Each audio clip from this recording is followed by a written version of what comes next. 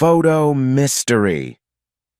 The letters went out all over town, to family, friends, housewives, professionals, factory workers, doctors, lawyers, educators, priests and preachers, even Facebook friends, and the only thing they had in common was Amy Taylor and/or Josh Long. It included the following. Hi, I'm Ben Taylor, husband of Amy, your daughter, sister, friend, and co-worker. I know most of you don't know me, and I thank you for your time. I have information about my loving wife and her friend, information that some of you already have and some of you suspect. I have decided to remove all doubt and share what I have. Most will not like it. Some will hate it, some will hate me, but that is the price I am willing to pay. Please see the first attachment. A picture of Amy and Josh appeared on the screen, fully clothed, yet passionately kissing. The caption read, Foreplay. It was taken 3 months ago at her company picnic. They thought they were being discreet, but my friend was looking for his kids and saw them. He took some pictures and gave them to me thinking I would need them. What a good friend. And I'm not kidding. I'm ashamed that I became a classic insecure husband after that. I had to find out everything, even if it killed me. And it did. I mean, it killed me. Our promises to each other and to God in front of friends and family were rejected. Rejected because of lust. I hate to think it was love. Of course, I torture myself with the question, why? Could it be because I left her alone for long periods of time while the Navy SEALs and I were running covert operations for the CIA? No, wait, I was never in the military. And the only SEALs I know are the ones sunning themselves in the harbor. Could it be because I left her alone when I went on business? That can't be. I don't go anywhere on business. And I hardly ever work overtime. I get home at 5:30 at the latest every night. Is it probably because I've abandoned all my hobbies, run away and left her and the kids alone, and I'm having fun myself? Missing birthdays, holidays, anniversaries? No, that's out of the question. My only hobby is making her happy. She seemed to like little surprise gifts and outings on the weekends and had to keep an eye on me to make sure I didn't go overboard on those occasions. And as it turned out, fortunately, we didn't have time to have kids. I wasn't hard on her mentally or physically, didn't neglect her, always made sure she knew I loved her, spent as much time with her as possible. Luckily, she had a job or she would never have had time to be with Josh. It helped a lot that he was her boss, which made their little meetings pretty easy during the day. I was shocked when I got positive proof. It turned out to be a bit expensive, possibly illegal, but I wasn't planning on using it in court. I decided to go to the court of public opinion. Proof of what I'm saying. About their affair, of course. The following attachments are quite obscene, so don't open them if you think it will offend you. The next 2 images appeared. The first was a photo of Amy, taken from a top-down angle. She was looking up lovingly while her mouth was filled with a male organ. She's really good at this, was the caption. The second was a combination of images of them having doggy-style sex, and an enlarged portion leaving no doubt that he was buried in her ass. Their faces expressed lust and happiness. Underneath was the caption, What she didn't do for me. I apologize if I offended you, but I wanted to remove all doubt. Why would I show you these pictures? Because I filed for divorce using irreconcilable differences rather than adultery. That way I could avoid most of the sympathetic looks, the occasional smirks from assholes of both sexes who already knew everything, and the inevitable conversations. You know what I mean. All of her friends asking if I was sure this was what I wanted, if it was a mistake, that it was okay to see a counselor, that she was sorry, that it would never happen again, that we should try to forget the whole thing. Her mom, who I loved as much as my own, will not try to make me back down, or her dad, who I respect but never really loved, will try to talk sense into me. I apologize to all of you for being caught up in this story. My firmest wish is that you leave me alone. This is strictly between me and my wife. Well, not exactly. I didn't take Josh into account. I owe an apology to his wife, Sunny. You didn't have to face that. Or to your 2 children. What are they now, 8 and 5? Maybe he'll change. Maybe you can forgive him. That's your choice. And I apologize to his company and its senior management for dragging them into the upcoming lawsuit. After all their meetings took place in their office. I think the supply people now know the reason they put a couch in his office.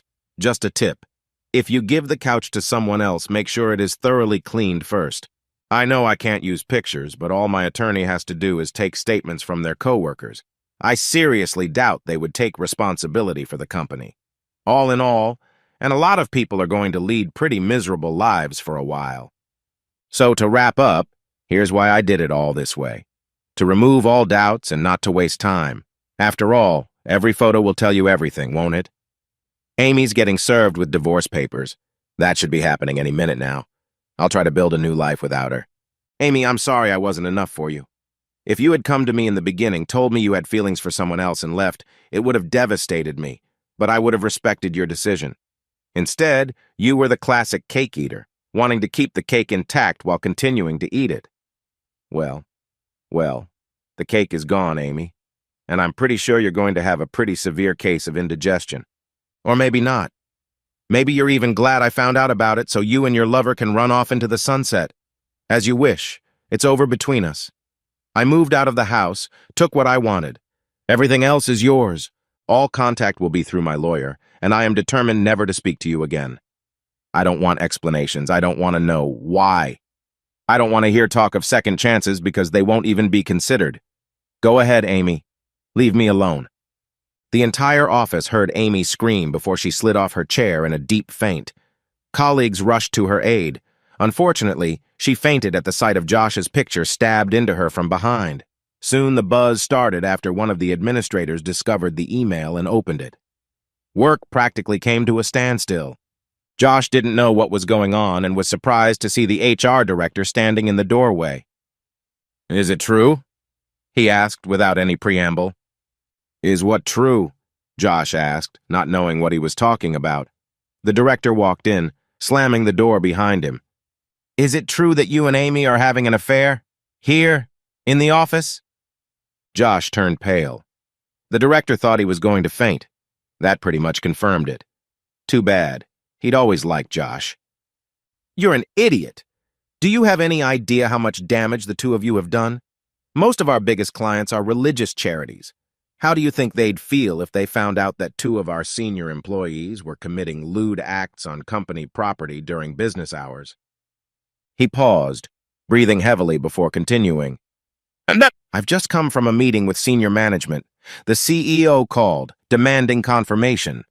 He's already gotten calls from the Archbishop, the president of a Baptist charity, and Rabbi Friedman. Things weren't going so well." He was quiet again, looking at Josh. "I want you out of here in 15 minutes. You're suspended pending an investigation. No, wait half an hour. Amy's being escorted out of here as we speak. And from what I gather you haven't seen yet, go to your email and look at what came from her husband." He turned without another word and slammed the door again on his way out. His fingers trembled as he pressed the button. When he got to the picture of him plunged into her ass, he felt physically sick and threw up in the trash can. It was all supposed to be fun and disposable, so no one would know anything. But they both enjoyed it so much that they carried on, promising each other that their spouses would never find out. Sonny must be desperate, he thought. And then it hit him. "Oh my God, Sonny!" He shrieked loudly before dialing her number. He was surprised when she answered. Maybe she hadn't seen it yet. She seemed calm. "Is it true?" she asked in a cold, impassive voice. "Is what true, sweetheart?" "Josh, you only have one chance to tell me the truth. One. If you deny it, and I catch you in a lie, our conversations will be handled by lawyers. Is that the truth?" He felt the walls closing in. He really loved her, and he also knew he had no choice. "I'm so sorry, honey. Yes, you are, but—" She cut him off. "I'm packing 2 suitcases for you. Your favorite things. They'll be in the garage. Please come by and pick them up while I pick up the kids from school. I'd go myself, but at least one of us has to be the responsible adult here. After all, there are kids involved. Until I decide what I'm going to do, I'll tell them you had to leave on business. Understand one thing. If I decide not to try to save everything, you'll be the one to tell them why Dad doesn't live here anymore. They won't understand it now, but they will in a few years. I hope it doesn't drive them away from you. I'm leaving. Don't try to contact me. If I decide to, I'll call you myself." There was silence for a few seconds. Then there was a scream. "Damn you!" she shrieked, hanging up the phone. Nah. He stared at the phone like a snake before he dropped it. The phone immediately rang. He glanced at the name. Amy. Hello? He said hesitantly. For a minute, all he heard was crying and sniffling. Then she spoke in a voice so quiet he almost didn't recognize her. Josh, what are we going to do? He's my life. We were going to try for a baby next year. I can't lose him. I can't. For the 20th time that day, he felt a terrible sadness. What have they done? I feel the same way about Sonny. But honestly, Amy, I don't see a happy ending for either of us. If we loved each other, we could accept our freedom and be together. But even though we liked each other, we didn't want to be together. You know our job is over. If not now, then soon. Sonny kicked me out, and I don't know if we'll ever be together again. I'm really sorry about Ben. Do you think if I talk to him, tell him there was no love, that we didn't mean it, would that help? I'm willing to do that. No. I think the best thing you can do right now is stay as far away from us as possible. Every time he looks at you, he'll remember what we did. He's never been violent, but he's never been hurt like this. I'll talk to you later if you think it's a good idea. He's given it a lot of thought. No, I don't think it's a good idea. All they need to do is find out we're communicating, and that would undermine everything we're trying to rebuild. I'm sorry it's come to this, Amy. You know I never meant to hurt you. I feel the same way.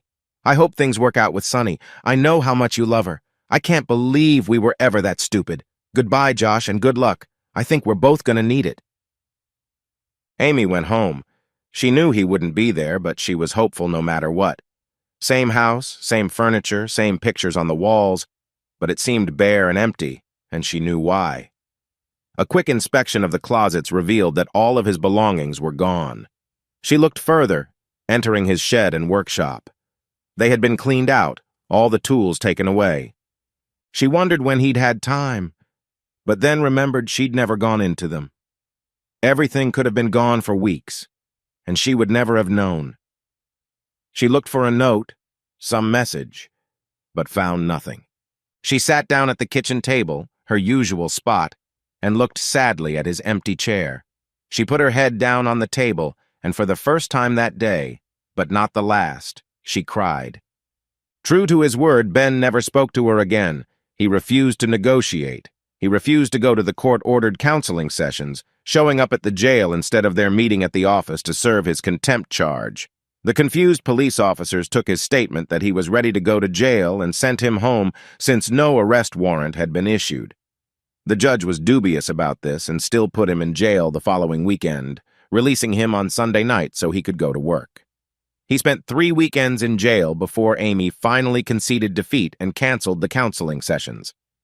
The divorce took almost a year to finalize. Amy still hoped he would come back to her, but when her mother saw the announcement of his upcoming wedding, she gave up. On his wedding day, she got drunk, for the first time in 2 years. Time may not heal all wounds, but it makes the pain more bearable. Finally, she started dating again. She had 2 serious relationships that ended twice, barely telling her about her past, before she finally met a man who loved her enough to consider her past the past and focus on the future. She married him, and they were happy. She was very careful in her relationships with other men, especially where she worked. She was called a nun because she never went to social parties and hardly ever talked to men except for work-related topics. The only thing that marred her happiness was a chance encounter with Ben 2 years after her wedding. He had left town after receiving a classified compensation from her former company to keep the case out of court.